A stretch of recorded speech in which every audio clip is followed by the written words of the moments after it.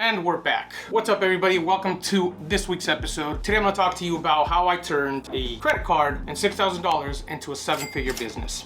Now, this isn't to showboat. This isn't to make any of you feel bad. This is in hopes of inspiring, in hopes of you guys taking this information and putting something into action for you to do something similar. I'm nobody special. I'm just a regular dude that took a little bit of information, a little bit of dedication, and a little bit of drive, and a little bit of grind, and made it all possible. So let's get into it. Obviously, it was done through short-term rentals. As you guys all know by now, if you're following along with the channel, I'm a short-term rental investor. I'm all about doing short-term rentals. It's my favorite real estate investment strategy, and I was able to do it with short-term rental arbitrage, which is the best part. I own zero property and was able to cash flow significantly and generate a seven-figure business over the course of the past 5 years. Full transparency, this is a long-term play. If you guys want to do this yourself, it's not a get rich quick scheme. It's not a go buy Bitcoin at the right price and get rich. It's put in the work, put in the knowledge, build the relationships, and reap the benefits, okay? First, I'm gonna tell you guys how I got started and why we're where we're at now, right? So the $6,000 in cash that I had in the beginning, I ended up using that for the first month's rent and a deposit. It was my very first apartment, so of course I had to pay a higher deposit, therefore my startup cost was higher. But that's all the cash I had. And if you saw my last video, and I'll put the link above here,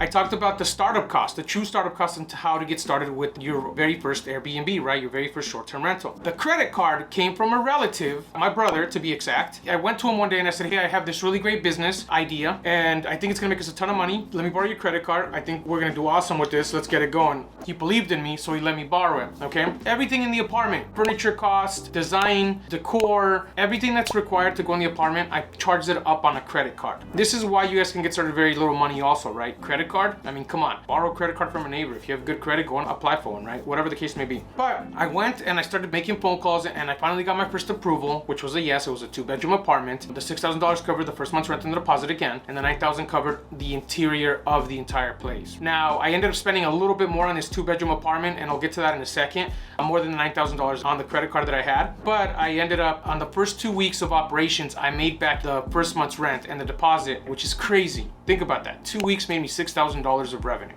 Now, I made no money in profit, but at least I was able to bring back that startup cost, right? The following month, we did about I don't remember the exact number, don't quote me on this, but I think it was around $4,000 in profit, $6,000 in profit, something around the lines. I was like, wow, okay, how are we gonna make this big? How am I gonna blow this up? As I was going through it, I decided that, hey, if I can make this much money with one 2-bedroom apartment, how much can I make if I have 30 of these things, 100 of these things, right? And so I decided that I was gonna go full in to this business. I wanted something to supplement my income, and I wanted something so that I can get out of my job, which at the time I was working graveyard, which is terrible. I'm not a 9-to-5 guy, okay? I've always been my own boss. I like to do things on my own time, and it's what I wanted to do for this, and that requires income. And so I took the profit from that unit, and I saw how much I had. At the same time, I was building a good relationship with the apartment complex, and they offered me a second apartment. They came to me and they said, hey, we have another apartment available. Do you want it? And so of course I said, yes, I'm not gonna pass on it. And so at that point, I have to figure out, okay, I have this other apartment. I need to furnish it. I need about 15 grand to get started. How do I do it? Well, I took the profits from the first apartment that covered the rent and the deposit. Then I went to a family member, my parents to be exact, and I was like, guys, I have this really good investment opportunity. Here's what I've been doing. I think it's gonna make us a ton of money. Do you have money sitting around? And they're like, yeah, we have some money under the mattress. And I was like, under the mattress? Let me invest that. Give it to me, right? Like, don't let it sit there. You're losing money with inflation. And so they believed in me. They gave me the money. I used it and I furnished up my second apartment. And this is how it started. I snowballed it. It became a snowball effect. Once I had those 2 apartments, same thing, building relationship with the same apartment complex. They saw how well I was operating. They saw how good we designed the places. They liked the way we handled all our guests. We were honest about the guests we were bringing in, and we made a good relationship with the management company. And so they offered me another apartment, a third one. At this point, I already had 2 apartments going, took the profits, opened a third one. And as we started going, took the profits, opened a 4th one, took the profits, opened a 5th one. And they all started slowly snowballing, right? Generating profit. It went from $1,000 to $2,000 to $6,000 to $10,000.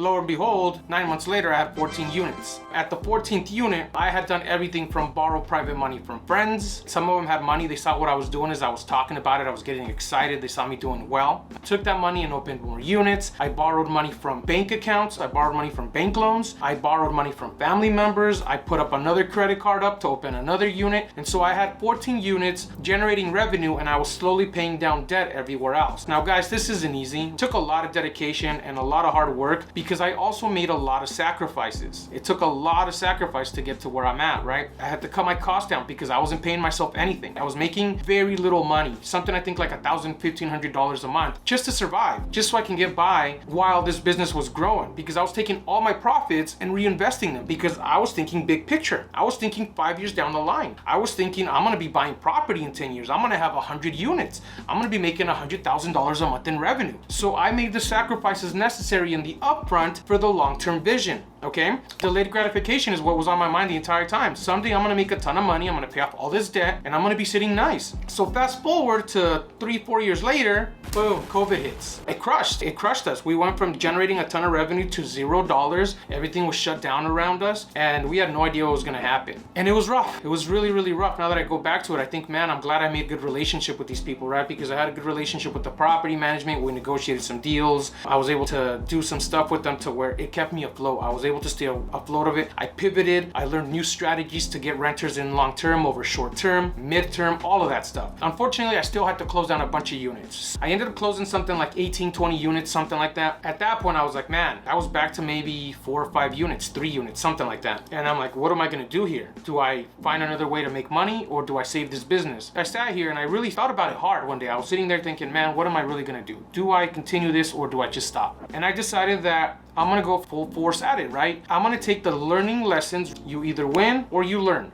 When I was going downhill, I learned a lot of lessons on how to pivot, how to change, how to make moves. And so I decided to build new relationships with new investors. I took my furniture from those units I had to close down and I moved it to a different location. Let me tell you guys, it's the best thing that could have ever happened. I kid you guys not, for the first 3 years of my business, it was paying off all that debt that I used up to start off and paying myself very little.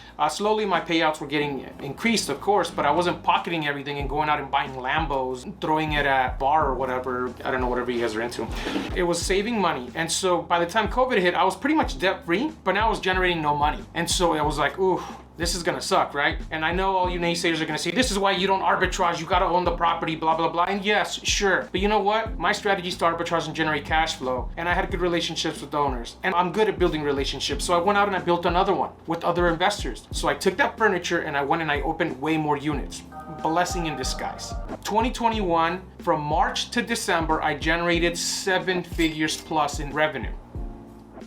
I mean, it was awesome. I was like, wow, I'm debt free. I was able to save all these units. I was able to get them running. Travel came back harder than ever. It blew up. And here we are, right? 2022, and we're in a really good place. Traveling is starting to stabilize a little bit. I was able to open more units over the course of the last year. I've opened a total of about 46 apartments, which is insane. I've helped friends, I've helped family, I've helped pretty much anybody around me. It's been awesome, guys. It's been an awesome journey. If this doesn't inspire you and you can't fathom the idea that, hey, if this guy did it, why can't I? You gotta go back and start this over, because I started with nothing. I made some sacrifices. I borrowed money. I lived in my parents' house. I slept on my brother's couch. Now I pay myself what I want. I go where I want. I do what I want. I can pick and choose what I want, what house I want to buy, and I can invest in pretty much anything I want. We have a lot of projects going on now. And look, listen, if I can do it, guys and girls, trust me, you can 100% do this yourself. It takes a little bit of education. It takes a little bit of dedication. It takes a little bit of effort.